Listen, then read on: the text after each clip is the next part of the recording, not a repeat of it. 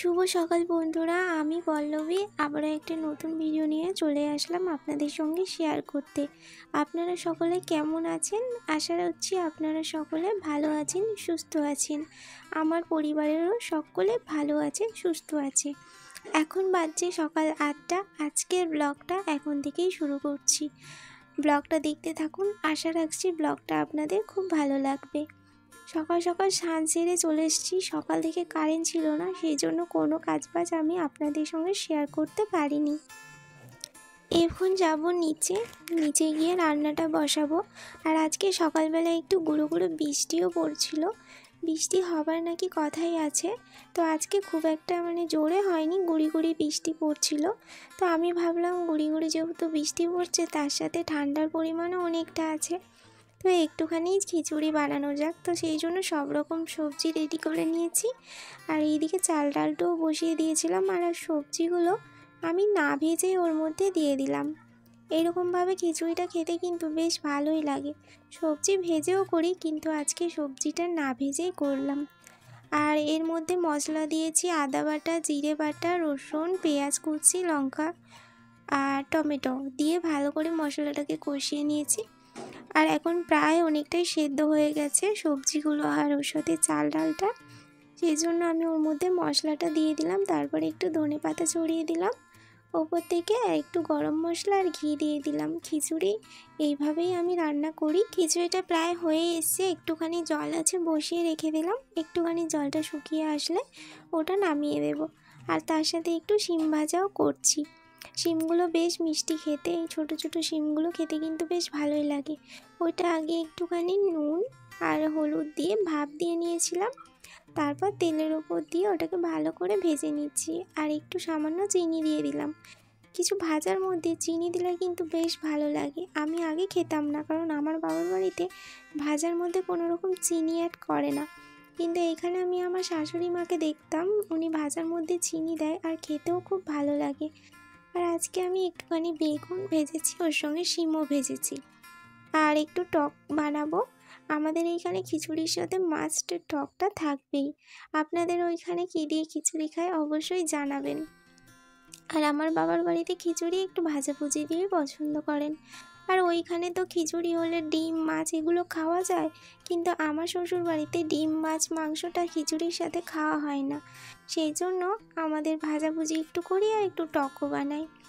আর জামা কাপড়গুলো কাচা হয়েছিল না, তো জামা কাপড়গুলো এখন কেচে মেলে দিলাম। রোদ্দুরটা একটুকু নেই, হাওয়ার মধ্যে যদি শুকনো হয় তো থাক একটু।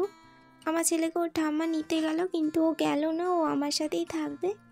আজকে ছেলেকে কোনো রকম স্নান করায়নি, কারণ প্রচণ্ড ঠান্ডা, তার মধ্যে একটু বৃষ্টিও পড়ছিল বললাম।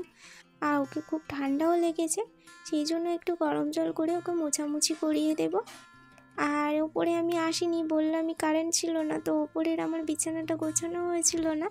আমি রান্নাটা সেরে ওপরে চলে এলাম বিছানাটা গোছাতে। আর ঘর এলোমেলো হয়ে থাকলে সত্যি আমার একদমই ভালো লাগে না, তো সেই জন্য দেখো এখন কিন্তু আমরা খেয়ে দিয়ে রেস্ট নেব, তবুও আমি বিছানাটা গুছিয়ে নিলাম সুন্দর করে। সুন্দর করে গোছানো থাকলে সত্যি কার না ভালো লাগে বল, আমার তো খুবই ভালো লাগে। তো এই যে বিছানাটা আমার গোছানো হয়ে গেছে। আর বাইরেটা এই যে কটা জামা কাপড় মিলে দেবো, এটা হচ্ছে আমাদের ওপরের বারান্দা। আর আমার এই বাড়িটা পুরোই মাটির বাড়ি, মাটির 3তলা বাড়ি। তো এই যে বারান্দাতে আমি এখন কয়েকটা জামা মিলে দেব, বাবুর, আমারগুলো তো নিচেই দিলাম, ওগুলো সন্ধ্যার সময় ঘরের মধ্যে তুলে দেব। আর এই যে খেতে চলে এসেছি। একটু পাঁপড় ভাজবো ভেবেছিলাম, কিন্তু পাঁপড়টা আর ভাজা হলো না। বেগুন ভাজা, শিম ভাজা, টক, তার সাথে একটু আছে তিলের বড়া, তো ওটাই এখন খেয়ে নেব। অনেকটা সময় পেরিয়ে গেছে, এখন প্রায় বিকাল 4টে।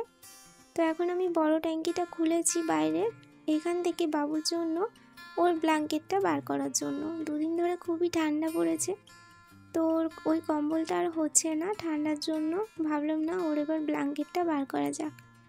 আর কটা কাপড় ছিল যেগুলো পরা হয় না আর, তো ওইগুলো ওই ট্যাঙ্কির মধ্যে ঢুকিয়ে দিলাম। এই ট্যাঙ্কিটার মধ্যে আমাদের কাঁথা, লেপ, ব্ল্যাঙ্কেট, এক্সট্রা কিছু বালিশ, আর এই যে এক্সট্রা যেগুলো গামলি, থালা, হাঁড়ি, কড়াই, এইসব যেগুলো লাগে না রোজকার, সেগুলো সব তোলা আছে। তো এইখানে ভালো করে পুতুলগুলো সাজিয়ে নিলাম। আর এই যে এইটা ছিদ্র করা গামলিটা বার করলাম, একটু পিঠে বানানোর জন্য এটা বেশ ভালোই হয়। বার করার জন্য অন্য মানে ছোটো গামলিতেই পিঠে কদিন বানিয়েছিলাম।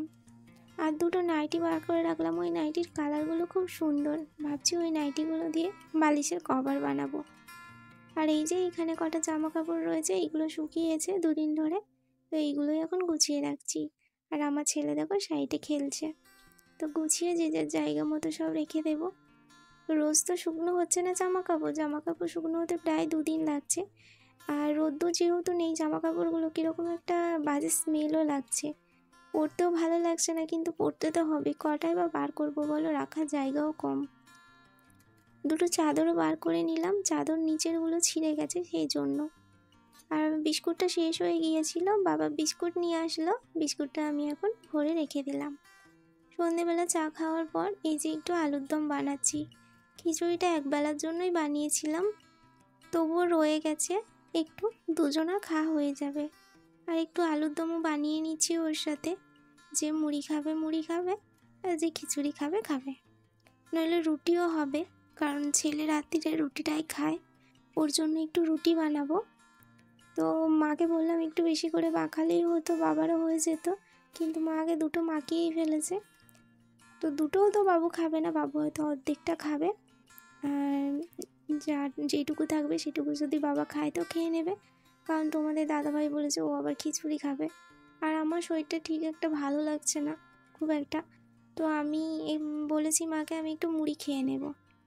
তো রান্নাবান্না সেরে এসে একটু ওপরে আসলাম, সংসারের কাজ আর ছেলেকে নিয়ে তো নিজের যত্ন করাটাই ভুলে গেছি, মানে কদিন ছাড়া যে চুল বাঁধি সেটাই আমি নিজেই ভুলে গেছি।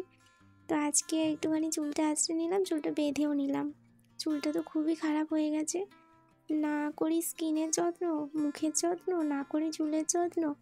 আর এই যে নখ কাটতে বসেছি এখন, নখটাও তো কবে থেকে কাটবো ভাবছি, কিন্তু কাটাই হয়নি।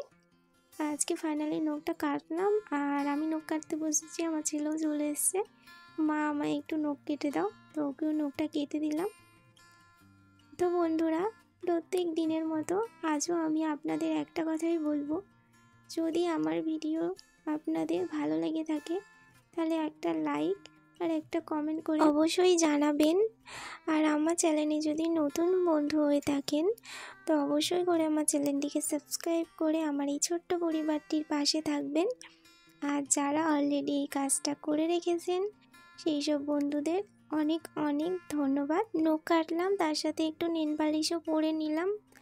আর এই যে চারকোল মাস্কটা আমি অনেক দিন কিনেছিলাম, কিন্তু এটা আর মাখাই হয়নি, মানে মাখার অভাবে ফলে এটা পুরো ডেট পার হয়ে গেছে। এটাকে আমার ফেলে দেওয়া ছাড়া আর কোনো কাজ নেই, কারণ আমি এখন তো একদম সময় পাই না। আর এটা আমার ছেলে হওয়ার আগেই কিনেছিলাম, মানে 2 বছর পেরিয়ে গিয়েছে।